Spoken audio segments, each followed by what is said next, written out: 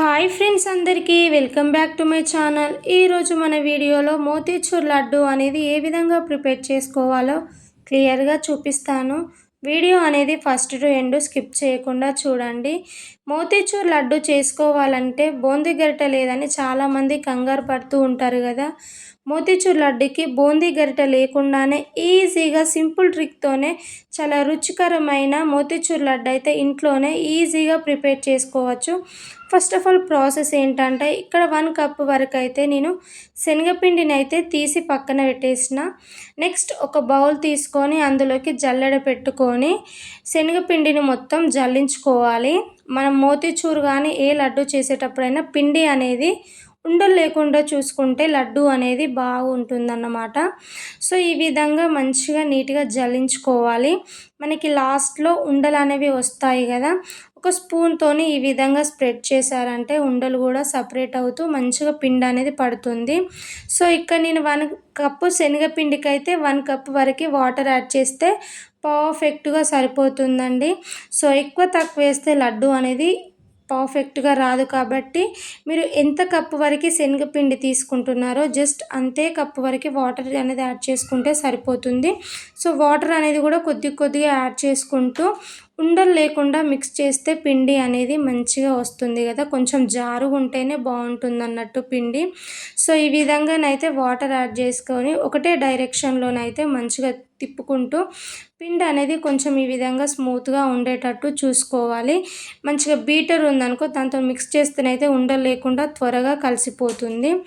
So ఈ విధంగా స్పూన్తో అనుకొని చూస్తే మనకి చూడండి స్పూన్ కన్సిస్టెన్సీలోనైతే ఈ విధంగా పిండి అనేది కొంచెం థిక్ లేయర్ లాగా వస్తే సరిపోతుందన్నమాట. సో నెక్స్ట్ స్టవ్ ఆన్ చేసుకొని ఒక గిన్నెను పెట్టుకొని అందులోకి డీప్ ఫ్రైకి సరిపడా ఆయిల్ అనేది వేసుకోవాలి. కొంచెం ఆయిల్ అనేది ఎక్కువనే వేసుకోండి. సో ఇప్పుడు చూడండి ఆయిల్ అనేది పూర్తిగా వేడైన తర్వాతకి ఒక గరిటెతోనైతే పిండిని ఇలా విధంగా పోసుకుంటే సరిపోతుంది. సో చూడండి మరీ ఎక్కువ మాడాల్సిన అవసరం లేదు. కొంచెం ఎట్లా అంటే మనకు కొంచెం గోల్డెన్ కలర్ లెక్క వచ్చి కొంచెం ఫ్రై అయినట్టు అనిపిస్తుంది కదా, సో అప్పుడు వేరే గిన్నెలోకి ట్రాన్స్ఫర్ చేసుకుంటే సరిపోతుంది.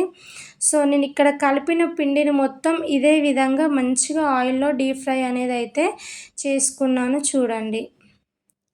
సో ఈ విధంగా చేసిన తర్వాతకి ఈ పీసెస్ అన్నీ మంచిగా చల్లారిన తర్వాతకైతే ఈ విధంగా విరుచుకుంటే మనకి ఏంటంటే మిక్సీ పట్టేటప్పుడు చాలా ఈజీగా ఉంటుందని చెప్పేసి అయితే ఈ విధంగా విరిచి పక్కన పెట్టేసుకున్నాను. ప్లస్ ఏంటంటే మనం వేసిన ఇదంతా మంచిగా పూర్తిగా చల్లారిన తర్వాతకే మిక్సీ జార్లోకి అయితే యాడ్ చేసుకోవాలి. వేడి వేడి మీద వేస్తే అంత బాగా రాదు. కాబట్టి చూడండి మనకి బూందీ కూడా మరీ మెత్తగా స్మూత్గా రాకూడదు, బరకగా ఇట్లా వస్తేనే లడ్డు అనేది బాగుంటుంది. సో ఇక్కడ నేను చూపిస్తున్నట్టు ఈ కన్సిస్టెన్సీలో ఉంటే సరిపోతుంది. నెక్స్ట్ ఇంకొక బౌల్ తీసుకొని మిక్సీ పట్టుకున్న బూందీని మొత్తం అందులోకి యాడ్ చేసుకోవాలి. మనం ఇంతకుముందు డీప్ ఫ్రై చేసుకున్న గిన్నెనే స్టవ్ ఆన్ చేసుకొని పెట్టుకొని 1 కప్ వరకు అయితే చక్కెర అనేది యాడ్ చేసి 1 కప్ వరకు వాటర్ అనేది యాడ్ చేశాను. సో మనం పిండి, వాటర్, చక్కెర మళ్ళీ ఇందులో వాటర్ అనేది సేమ్ కన్సిస్టెన్సీలోనే తీసుకోవాలి. ఎక్కువ తక్కువ అస్సలే అవసరం లేదు. సో 1 కప్ చక్కెర 1 కప్ వాటర్ అయితే చక్కగా సరిపోతుంది. మనకి ఇక్కడ తీగపాకం కూడా రావాల్సిన అవసరం లేదు. జస్ట్ ఇట్లా చేయితోనంటే మనకి జిగురుగా వస్తే సరిపోతుంది.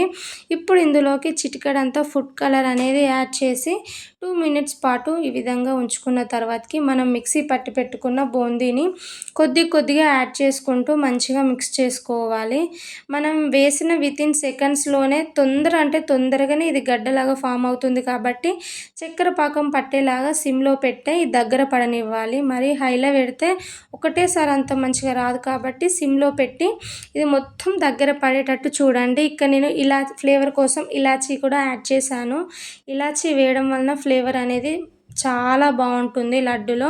సో ఈ విధంగా వేసాక సిమ్లో పెట్టుకొని కొద్దిసేపు ఇది మంచిగా దగ్గర పడనివ్వాలి. సో ఈ విధంగా దగ్గర పడ్డ తర్వాతకి నేను ఇంట్లోనే ప్రిపేర్ చేసి పెట్టుకున్న నెయ్యిని అయితే యాడ్ చేసుకుంటున్నాను. లడ్డూలో లాస్ట్లో ఫ్లేవర్ అనేది వేసి ముద్దలు చుట్టుకుంటే ఫ్లేవర్ అయితే చాలా బాగుంటుంది కదా. కాబట్టి నేను ఇక్కడనైతే నెయ్యి అనేది 1 టేబుల్ స్పూన్ వరకు యాడ్ చేసి ఇది మరి కొంచెం దగ్గర పడనిస్తే బాగుంటుంది అన్నట్టు. ఇలా మనం స్పూన్తో అని అంటుంటే మనకి గిన్నె నుండి సపరేట్ అవుతుందంటే ఈ విధంగా అయితే లడ్డు మనకి పర్ఫెక్ట్‌గా వస్తుందన్నట్టు. సో, ఈ విధంగా అయిన తర్వాతకి స్టవ్ అనేది ఆఫ్ చేసుకుంటే సరిపోతుంది. ఇది కొద్దిగా చల్లారనివ్వాలి. మరీ పూర్తిగా చల్లారాల్సిన అవసరం లేదు. కొంచెం ఎట్లా అంటే గోరువెచ్చగా ఉంటే సరిపోతుంది. మన చేతికి నెయ్యి అనేది అప్లై చేసుకొని ముద్దలు ఏ సైజులో కావాలంటే లడ్డూలనేవి ఆ సైజులో చుట్టేసుకుంటే సరిపోతుంది. చూడండి లడ్డూలనేదైతే పర్ఫెక్ట్‌గా వస్తున్నాయి గదా! సో, ఈ విధంగా ఖచ్చితంగా ట్రై చేయండి. చాలా బాగా వస్తాయి. Simple process. జస్ట్ ఇంట్లో ఉన్న ఇంగ్రీడియెంట్స్‌తోనే ఈజీగా ప్రిపేర్ చేసుకోవచ్చు. అప్పటికప్పుడు తినాలనిపించినా గానీ బేకరీ స్టైల్‌లో ఇంట్లోనే ప్రిపేర్ చేసుకోవచ్చు.